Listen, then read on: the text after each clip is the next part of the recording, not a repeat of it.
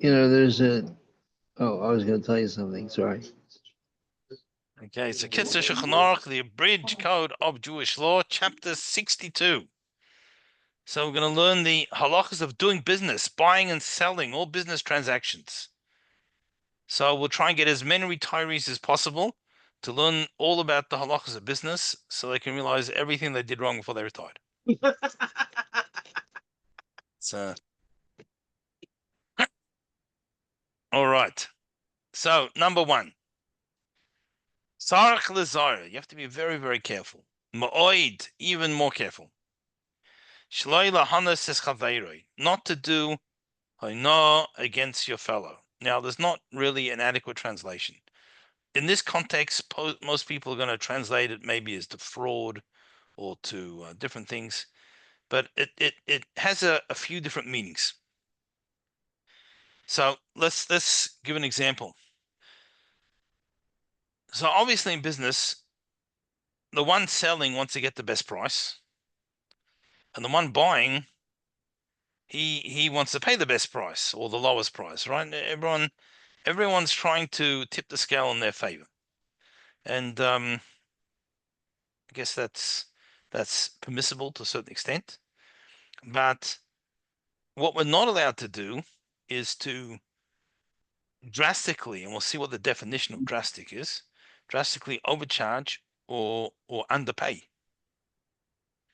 Right? It's not like, oh, so I got a bargain. No, you can't do that. I mean, obviously, there's reasons why there's bargains. Someone's selling, let's say, last year's fashion, and they got it a quarter of the price.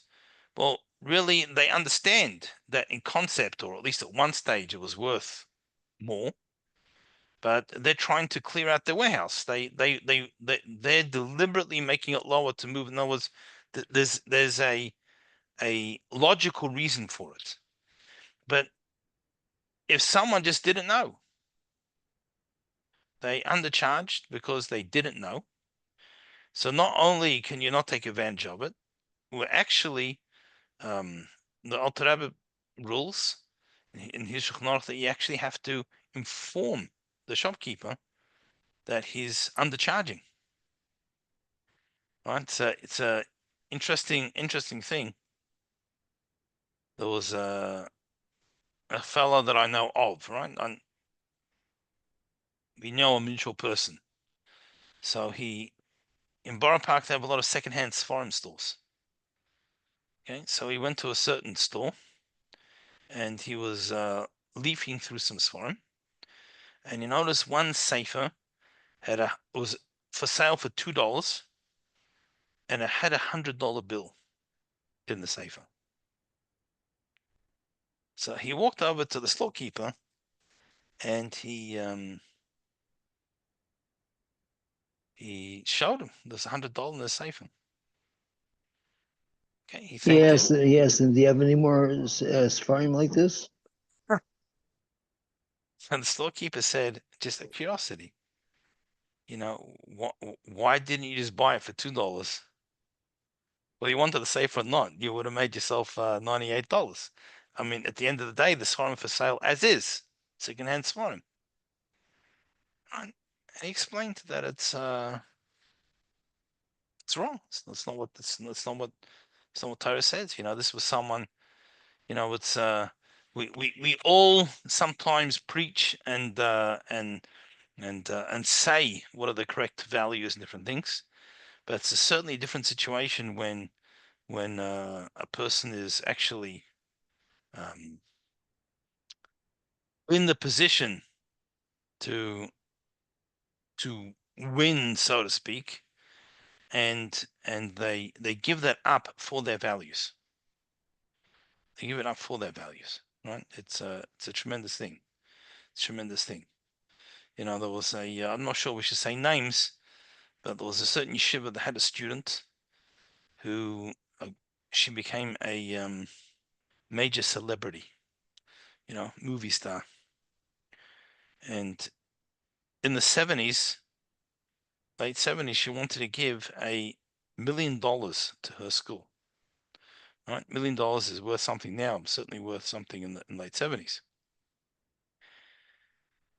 Now, I'm not saying the principal made the right decision, because I think if someone came and wanted to give, they wanted to reconnect, and it might have been an opportunity to bring this person back. But if we leave that aside for a moment, what happened was he said, I can't accept this money. And the school needed money. So I can't accept this money, because accepting this money and putting up plaque for you and different things, this makes you a role model to our students. And the way that you're living is not a role model to our students. Now, like I said, I don't know. I don't know if it should have been a different approach because the person's reaching out. Maybe it's a chance to bring them back. However, if we leave that aside, being able to give $1 million for your principles, that means something. That means something. This shows that someone, they don't just preach values, they truly live according to these values. And they're not prepared to sell. Every now, principal in school, I quite often have students jokingly offer bribes before a test, exam. So, I always tell them back, I don't sell my values cheaply. Then comes the joke bidding war. That's how it goes. Yes, love it. I was told that there was a person who was not a moral, he was a sinner, public, and he wanted to buy the he wanted to buy the construction of the new mikveh in Crown Heights, a particular location. And they were very reluctant to take his money and to put his name on the door. And they consulted the Rebbe, and the Rebbe said, "Yes, do it," because the person's trying to do tshuva, and his name on the door will be a big zechus to him, and it'll encourage other people to give tzedakah. Yep. And the Rebbe said, "Take it." That's part of what I said. I think potentially the fact that they reached out, you didn't solicit them, the fact they reached out, it could have been opportunity. So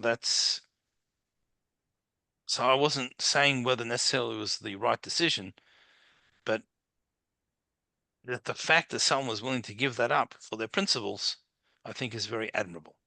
That was the point that I was making. And just a side point of that, to know when is the right time to take that, and when is the right time to say we can't have you associated. It's easier to rely on the foresight and the vision of Rebbe than perhaps your, other people's, every situation may potentially be slightly different. But anyway, that's Aino. So there's deliberate Aino. There's when a person turns around and says, this paper cup, this isn't $1, whatever it is. This belonged to Queen Elizabeth II. This is worth $10,000, right? And in fact, it never did. And we all know, I knew that it didn't. So that's one type of a nod. But it could be, a nod doesn't have to be a deliberate defrauding. It could even be a lack of knowledge. You think that this is legitimately you legitimately think this is worth more than it is. So what we're going to learn is that there's going to be 3 levels over here, and we'll get there. But before we give the amounts, because we'll get there shortly today, but we're going to have a small discrepancy, and we'll define small soon. That I might as well say it's going to be less than a sixth. We're going to say that if people forgo that, sometimes you'll pay a drop more for convenience to get it now and not go somewhere else. And people will forgive that.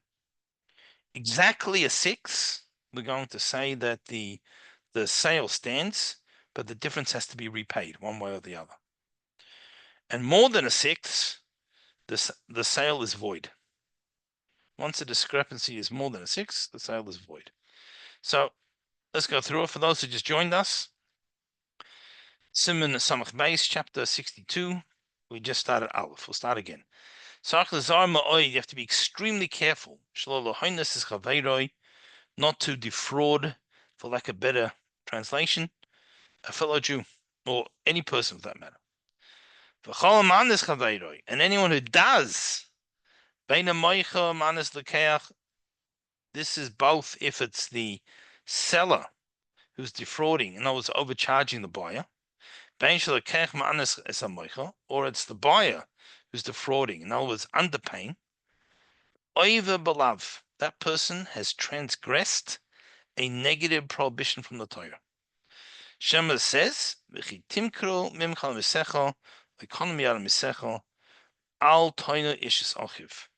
whether you make a sale or you make a purchase from another fellow Jew, you cannot do a no. Okay, so that's the pasuk. As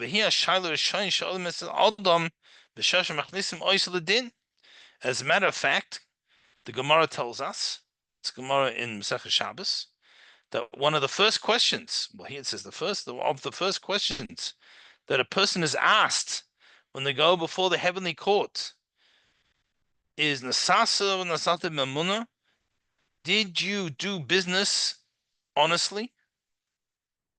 Did you buy and sell? Did you trade honestly? So that's what we have. And as we mentioned, the Alter Rebbe in Shulchan Aruch says that if you go, sometimes you hear these stories. This guy went to someone's having a garage sale, and the $10 there was a $100,000 piece of art.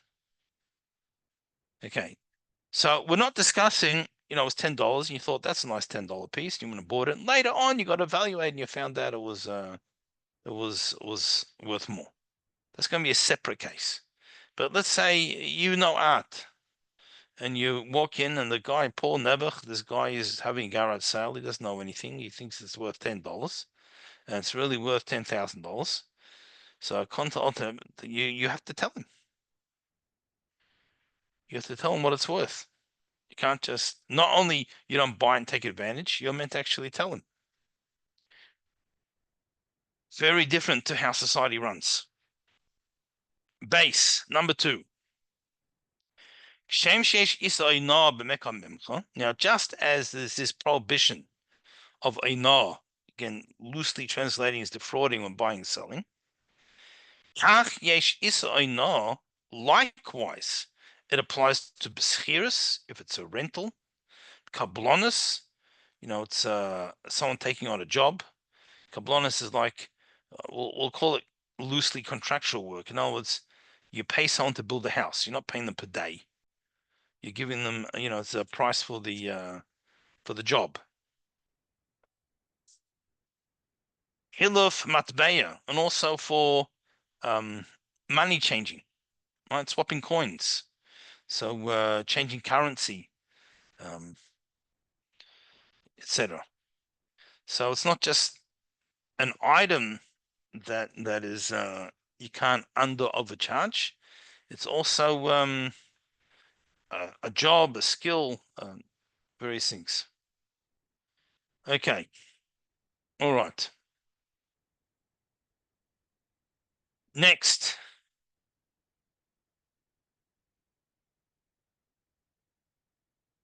Let's say we're going to have the following scenario. In number 3.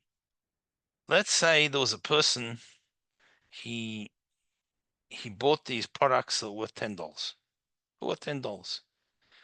But for whatever reason, he got overcharged. He paid 20. So he wants to sell them for 25 so he can make some profit. But that would be overcharging.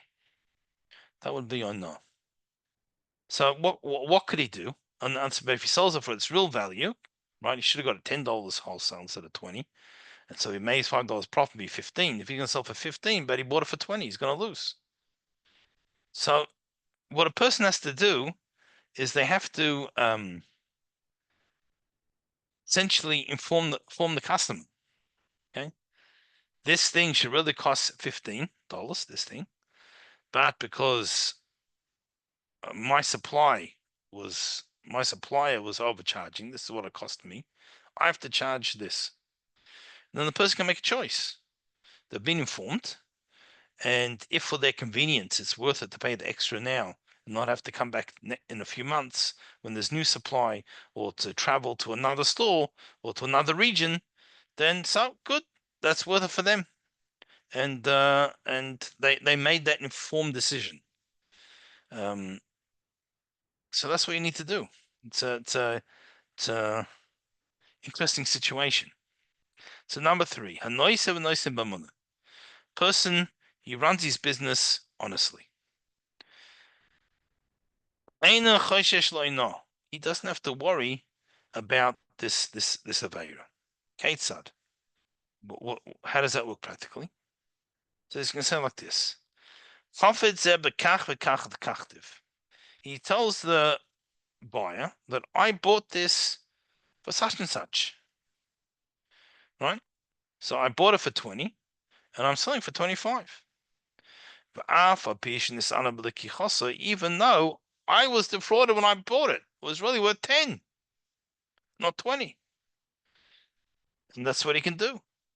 But what he can't do is, just because he was defrauded, defraud someone else.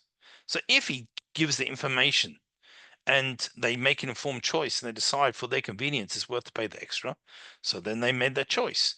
But just to say it's 25 because I got defrauded, so therefore I'm passing on the extra price to you, that you can't do. Nevertheless, the way we described it, where you inform the customer, this is what I paid, even though it's technically worth this. In order to stay open, I have to make this profit. Then you're allowed to do that. Because it's all being clarified. You've put it out in the open, and the person makes the informed choice. And that the person understands they're not necessarily paying the true value. Rather, what they're doing is they're paying what the person paid, etc. The middleman paid, so they've decided to do that. Now, just one of the points to explain this: when it comes to financial halachas, financial rights, a person can always waive their rights. Right? So there are certain things that the Torah guarantees a person. So let's just use a totally different example. There are certain times. Okay, when a person is harvesting, let's say grapes, so they're allowed to eat the grapes as they're harvesting. It's one of the rights the Torah gives them. Now, if the person says, they make a deal, don't eat any grapes, and I'll give you an extra however much per hour. Person can do that. Person doesn't even have to be for payment. Person can say, I'll hire you on condition that you don't eat the grapes. Now, if the person agrees beforehand, as long as that was put beforehand, and the person agrees beforehand, there's a mutual agreement in advance, pretty much everything works. Why does it work that way? Because when it comes to financial things, it doesn't work in other areas of Torah. You can't have a mutual agreement that, we're going to make posel tefillin together. It doesn't work that way. You make them posel and I'll wear them posel and we're all happy, right? I don't have to pay much, and it doesn't work that way, because that's a prohibition of the Torah. But when it comes to your personal financial rights, person can waive them. Why? Because when it comes to one's money, a person can give away their money. They can give a gift to whoever they like. Someone has a spare 100,000 lying around, and they like, just give it to me today as a gift. No one's going to complain. You can do it. You can. Okay, I'm not dropping hints. It's just an example. But my point is that a person has the right and the ability to give away things they own and to give away their money. So when a person waives their financial rights, as long as they're not being forced, if they're being forced to something else, but when a person willingly gives away their, waives their rights, it's as if they gave a financial gift. That's how it's considered. Obviously, if a person's being pressured to accept certain terms, unfairly, that's a different case. But often there's times, if I have a good customer, and I might waive some of my technical rights, keep my good customer happy. I know they buy in bulk, they buy regularly. Let's make them happy. I'm going to keep my good customer. Maybe they'll even buy more. So when it's a mutual agreement in advance, can't change the deal midway. Well, I guess you can if you both agree. I'm saying but if it's in advance, a mutual agreement, there's no problem. Okay, number 4. So a person has something that he wants to sell. Also, he can't make it look nicer than it is. Right? To be tricky, to fool people. This, you have these guys who they sell the box of apples, and the quarter of them are rotten. So what do? They bury those in the bottom of the box. They put the fanciest ones on top. People think they're getting the fancy apples, and they take it home, and it's half rotten. You can't do that. Now, if you didn't deliberately arrange it like that, oh yeah, it'll happen. In every box, you'll have some nicer ones and maybe a rotten one or whatever it is, and people can see it. But when you try and um, embellish it and to make it look nicer than it really is, in order to fool people, you can't do that. Kagoini gives an example. He's going to give a different example. You don't give an animal bran drink to drink. Why? It makes the animal bloated and it makes its hair stand up. What does that do? It makes the animal appear fatter than it is. So it looks like, the animal is larger, so someone will want to pay more. Another example, it's you can't dye or paint old wares to make them look new. Now, there's nothing wrong with having refurbished, and you made it look as nice as it can, as long as you call it refurbished.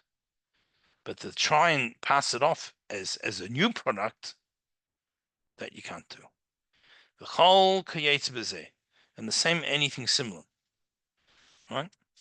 So it's in order to be tricky. So again, let's just use example refurbished. Person can take something, you can polish it up. It might look almost brand new, and you say, and you advertise but you say it's refurbished, and the person knows, okay, it's not brand new, but it looks pretty good. They've done a good job of tidying it up, so they might be willing to pay almost brand new prices. But to lie and to say that it is brand new, then that's what makes the difference. It might even mean the same price. You're selling new at a discount, you're claiming it's new at a discount, might be the same price as what you charged the refurbished that was an excellent refurbished job. You But can take the person, you can take the car that you're going to sell to the car wash before you sell it, right? right, yeah, but with the understanding that it's a used car. You don't take it to the car wash, turn back the clock, and say it's a new car. You say, yeah, it's a used car, and look, here's how it's been so well maintained, and it's nice and polished, and it looks good. But that's not being deceitful. What the behavior we're describing here that's forbidden is when they've done something to be deceitful. So that's why I use something, an example of refurbished. You can make it look almost brand new, but you're telling it's refurbished, as opposed to dolling it up and telling them it's new. That you can't do. Okay, number 5. So just joined us, chapter 62, number 5. The chain, similarly, so we give another example. Asla aromat peiros roim, bahara peis yofim. You can't deliberately mix poor quality produce into superior quality. In order to sell it all as superior produce. Now again, when you're selling just the box of apples as is, so some are better, some are not so great. So but that's how you charge for it. But to deliberately mix it in a way that gives the wrong impression, that you can't do. Or if you're selling A grade, if you sort it, you're selling A grade. You can't mix in some B grade into the A grades, hoping it doesn't get noticed. Or the Arimashka Rabba Yafa, or to mix, you know, I used to this one shul I went to uh, for a short period of time. That what they would do is they would have whiskey bottles from extremely expensive whiskey, and they used to, as it ran out, they would pour in poor quality, very cheap whiskey and keep filling it up. And that's what they put out by the kiddush, that people sponsored. Right? You can't do that. You can't you can't um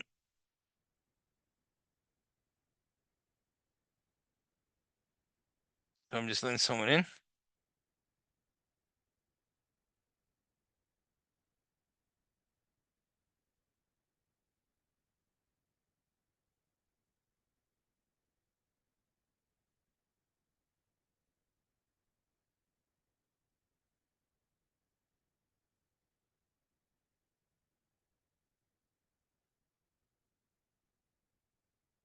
Okay. So you can't put in a inferior drink, a beverage into a high quality one. Now, when could you do it? If the taste is recognizable. The mutter arv, you can mix it. Because the person's going to know. So if a person sells, it's a blend, right? So you got some higher quality lots. So it's a blend. You don't try to fool someone. You tell it's a blend, and people can actually taste that it's the blend. Then again, just presuming that you give taste testing before they purchase. Okay, number 6. What we're going to discuss here, it's an interesting thing. We all know that if you have good customers, you take care of them, and sometimes you do different things. So when is that considered uh, a positive and a nice way of looking after customers, and when is that considered um, being a crook? Ripping off other stores because you're illegally taking customers. So number 6, mutter lechenvoni, the storekeeper is allowed to give out roasted kernels and nuts to their children, or today we'll call it a candy. Right? That's what the candies were. Right? So if the kids get a candy, then the mother likes to take the kids want to go. It's less of a hassle for the mother. The mother wants to go shopping there. So at what point why he's allowed to do this? To get these people used to buying from him. Now he's allowed to do this. Similarly, a person can sell something below market price so that people will buy from him. And the other stores can't stop him. It is not considered a legal practice. You're allowed to do that.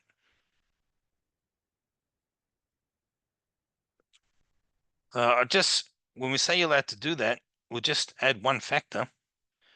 You're allowed to do that to customers that have not yet entered another store. Right? You can't go into someone else's shop and say, "Oh, if you come to my store, I'll give you 10%." Or come to my store, the kids kvetching. Come to my store, and I'll give the kids a candy.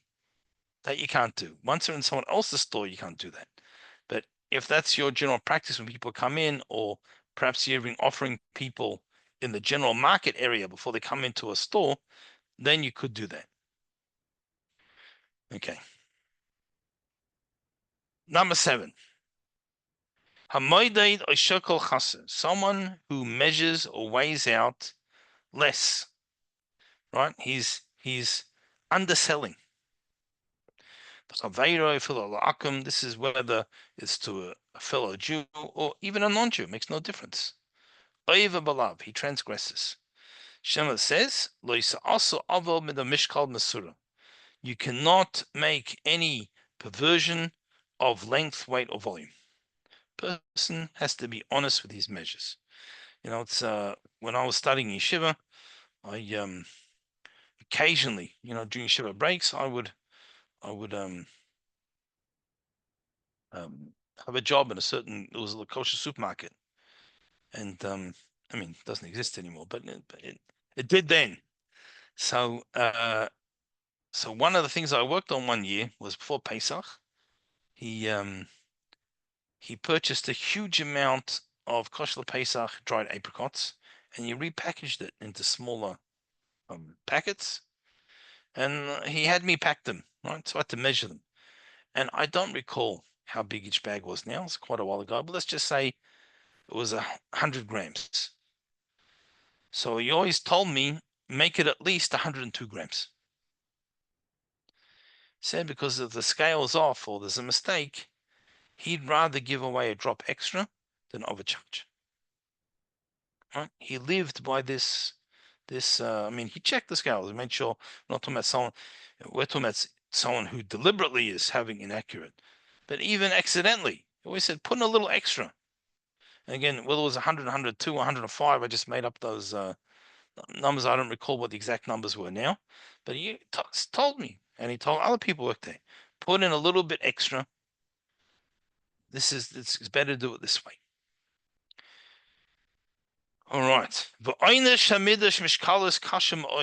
It says that the heavenly punishment. Now, this is a halacha book. We don't really normally talk about heavenly court. We've done it twice this chapter already. Saying the heavenly punishment for someone who's dishonest with measures and weights is very strict. Now, why is it strict? Because it's pretty much impossible to do a proper tshuva. Why? Can I have someone, let's say for example, I mean I can use extreme examples. He broke into someone's house and he stole. So he knows what house he stole from. He knows what he took. If he wants to do tshuva, he can give it back. If a person's running a store, even a day, a whole day, never mind for an extended period of time, and people came in and came out and bought this and bought that, different things, a person really has no way of knowing who bought what and how much they were overcharged or under-delivered. So it becomes impossible to do the shiva. Because he doesn't know who and how much he has to repay.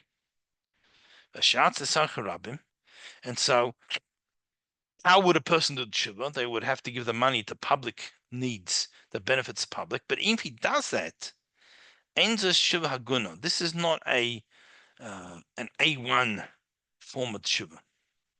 It's a b'diavad, a secondary tshuva. So it's something that stays against the person. Test number 8. Tiv.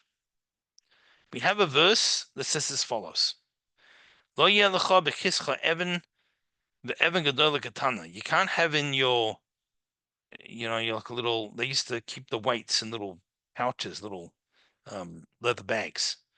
You can't have one. You can't have two. A larger one, a smaller one that both say a kilo or a pound or something. So first of all, you can't have it for measuring. Then furthermore, you can't even own two, a large and small one. Right? And so what do we see from here? That even if you're keeping it as a paperweight, something, when it's inaccurate, you can't do that. because if it's kept around the house or kept around, and it says 1 pound on it, one day someone might use it. I'm not sure that's so much the issue today. Scales don't really, it used to be you balanced it by putting the things that weighed something on the other side. Today we don't have those kind of scales. So if someone had an antique one, I don't think he has to necessarily be concerned. So what do you have to have? Evan Shleimo Tzedek Yaloch, a complete and accurate weight a person should have.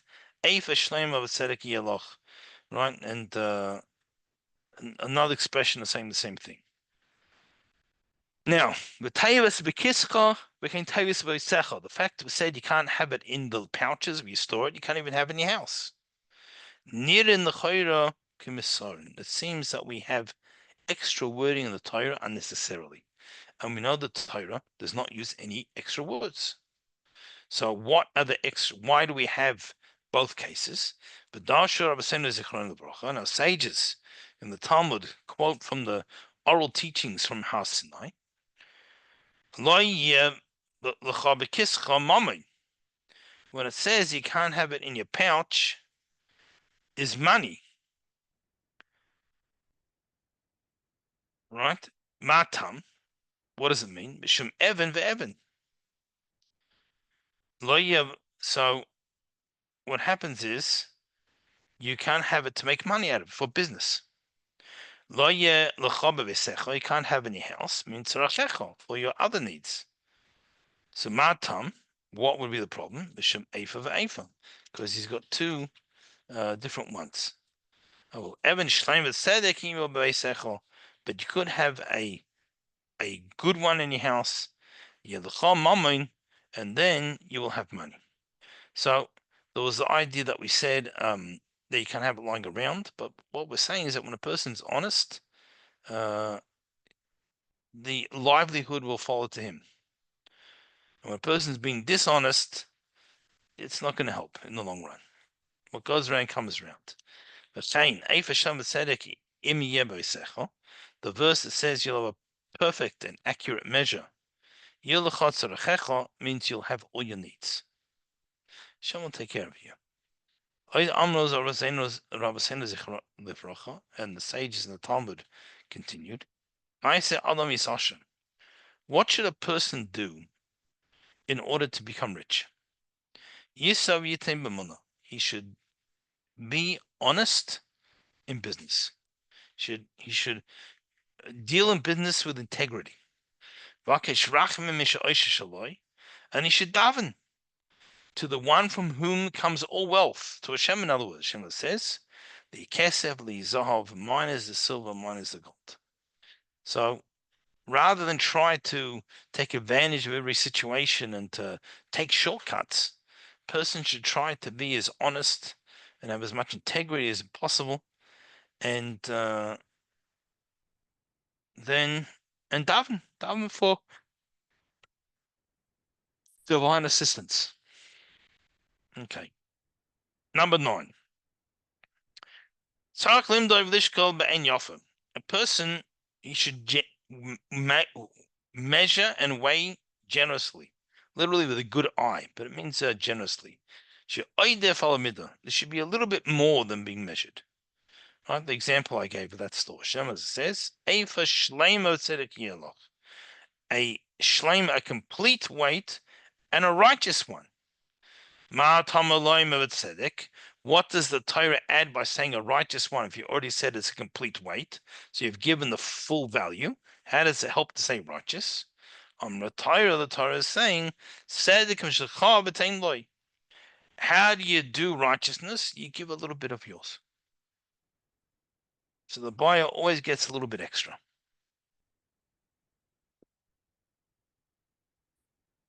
Okay. Number 10. Now, today, again, we live in a world where pretty much all the measures, they're standard measures. But in times past, each town could have its way of doing something. So that's what we're going to address here. So number 10, you always measure according to the norm of the place. So we're going to give an example. Um, let's say there was a cup size. It might have been a standard cup size. But in a certain place, once they filled the cup, they always smoothed off the top. That's the norm, the business norm in that place. Then there's places where they do the scoop of the cup and it's overflowing. It's got like a mound. And that's the norm of the place. So if the norm of the place is to have it overflowing, you can't smooth it off, even though technically that's the measure. Because people are buying with the understanding and they're paying the price with the understanding that of the norm of the place. Now, again, if you make it clear beforehand, as we said, you can make any agreements beforehand and mutually agreed. If you say, yes, the normal price for scooped is $7, but I give $6. I only charge $5 because I level off. Good, so people know. So that's their choice, and that might even be a better deal over the long run. So, but as long as you're upfront, there's no problem. But a person can't, the guy comes in and says, I want, 5 of these cups of the grain, and a person's leveling off when that's contrary to the norm, to the custom of the place, then that is called dishonesty, even if it's technically correct.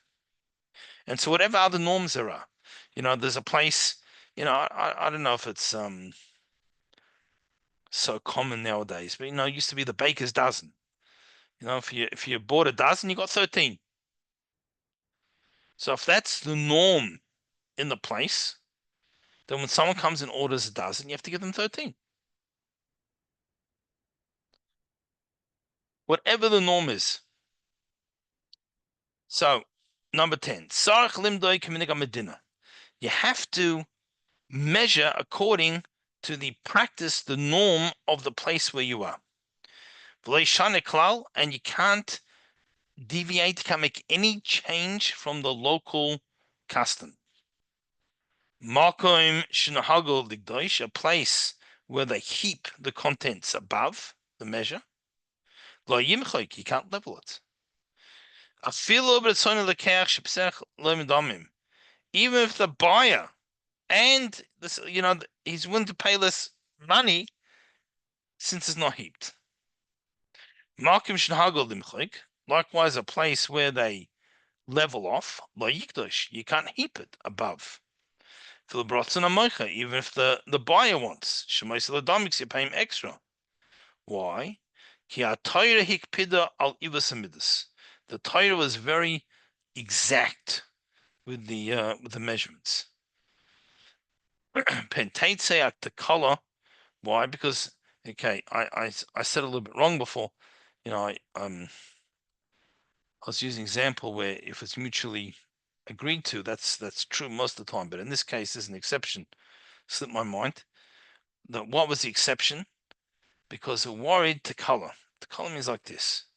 He says, what's the concern? The concern is as follows.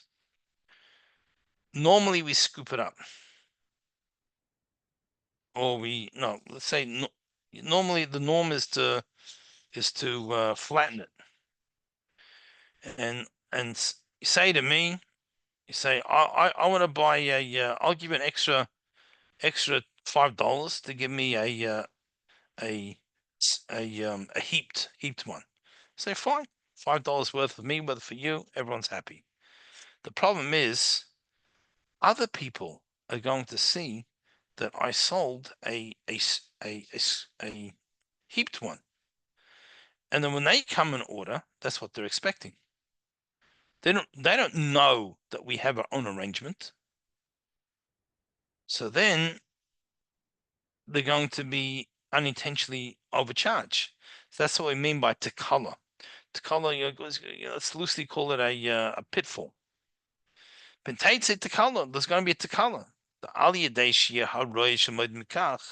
Because since other people see that you measured this way, and they're going to assume that this is how it's done in the city.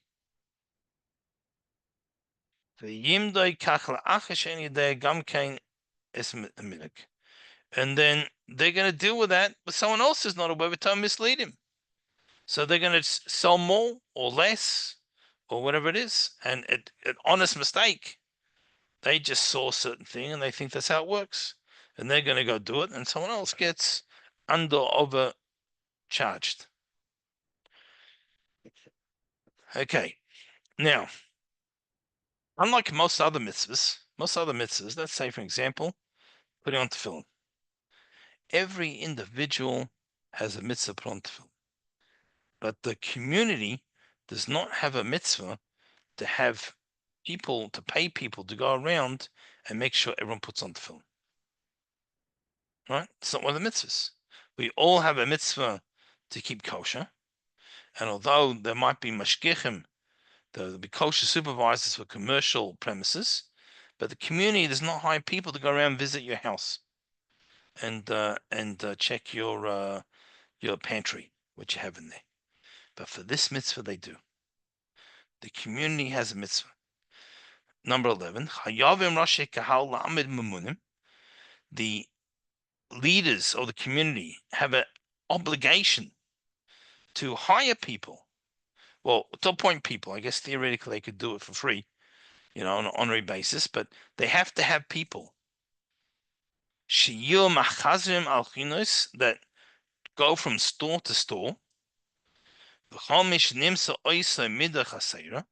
And check the weights. And anyone who's got a measure that's lacking size, mishkal chasa, or lacking weight, or the scales are faulty, la koisoi, they hit him. There's corporal punishment. The kansoi, and or they can fine him, kinir b'neim, as they see fit.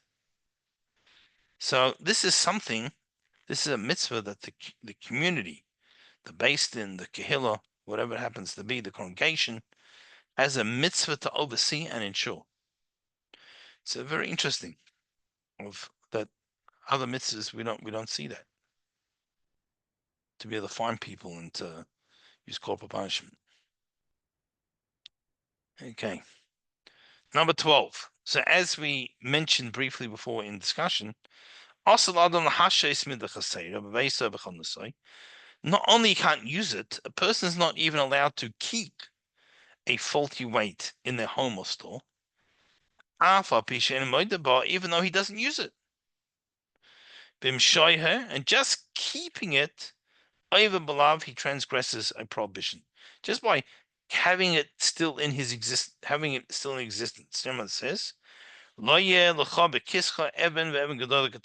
can't have, obviously you can't use, but you can't even have in your possession two different weights. The verses we had before. Even to use it into turn it to a urinal, to a bedpan, you can't keep it. Also, because maybe someone else doesn't know what it is. They'll come to the house and they're looking for another measuring cup, and I'm not sure what's going to be the bigger travesty over here, whether they used a faulty measure and charged someone too less, or that they took their food with your urinal, your bedpan. I'm not sure which one's a bigger travesty, but either way, it's a problem. But here we're talking about the weights. So in other words, it's kept in the back of the store. Yeah, it's just used for other purposes. But one day they're going to need an extra one, and they're going to make this mistake potentially.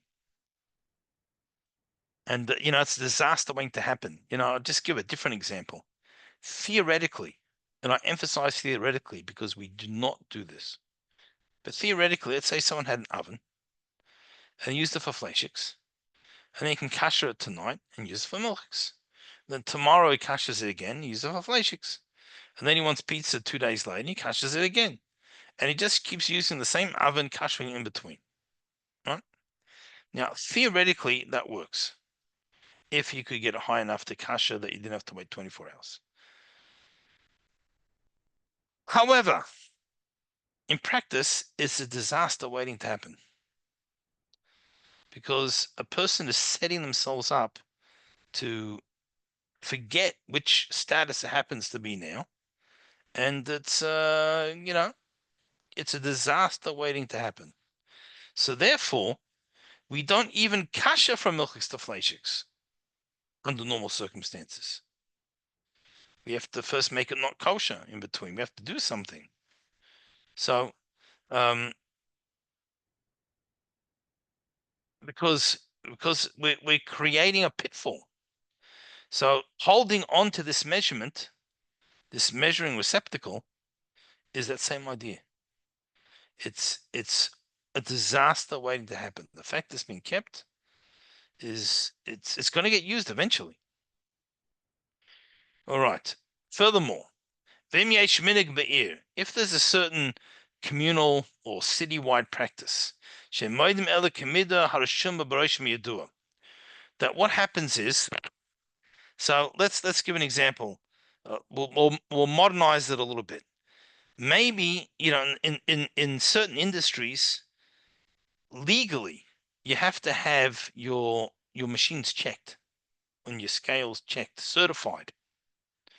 So a person is only going to buy using a certified scale.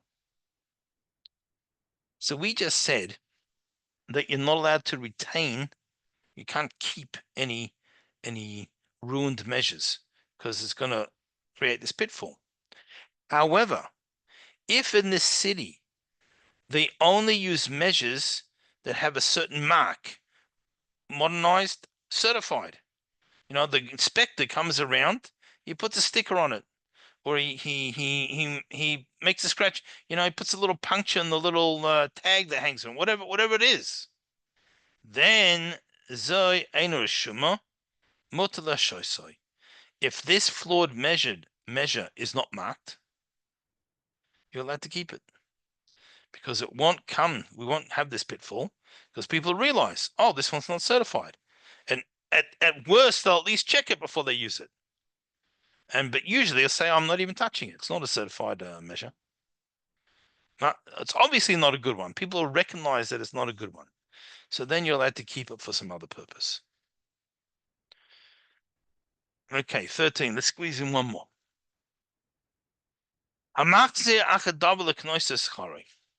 The person wants to purchase or rent something. This is irrelevant whether we're talking about real estate, whether we're talking about regular things, non-real estate.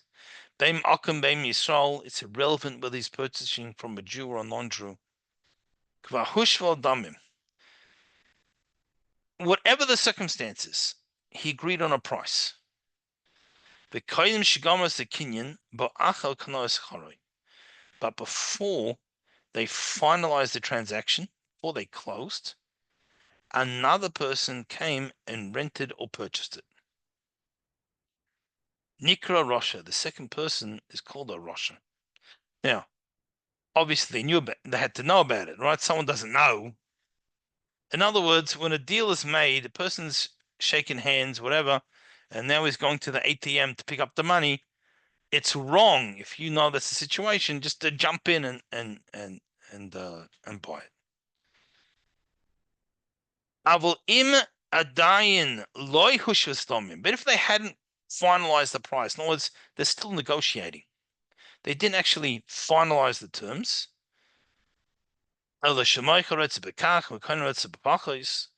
There's still a situation where the seller wants a certain price, the purchaser wants less, pay less.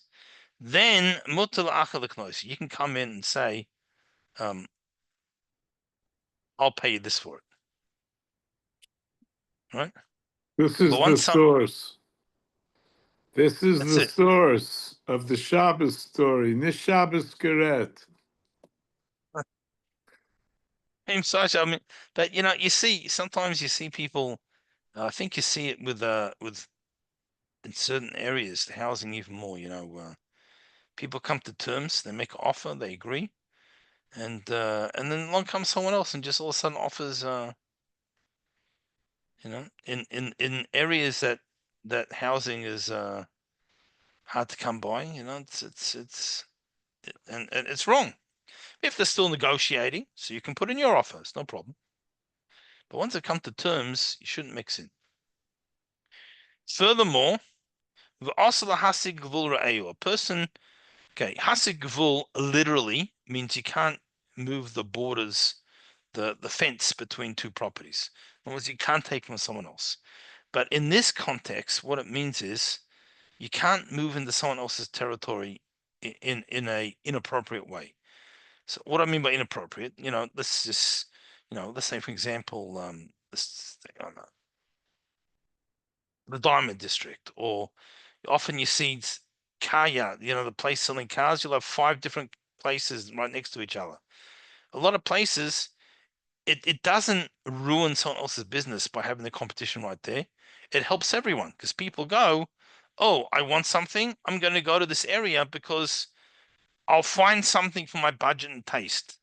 So it's beneficial to everyone to have more people there. We're not talking about that. There are certain businesses that if you open up next door, and next door doesn't have to mean literally next door, but within a certain area, you're effectively putting someone else out of business. So in this context, you can't. That's what I mean hesed. Now, not only you can't do that in opening up your store, but b'schiras bottom ketoim. You can't do this when it comes to renting houses, different things from non-Jews. In other words, meaning like this: you have one Jew who rents a house or a store or something from a non-Jew. Another Jew can't come in and offer more or better terms and get the first Jew kicked out. That's what you can't do. All right. So I think we've run out of time for today. So we'll wish everyone an amazing week and a week of honest transactions, and squeeze one more in of honest business before Rosh Hashanah. God willing. Thank you, Rabbi. Welcome. Take care. Take care.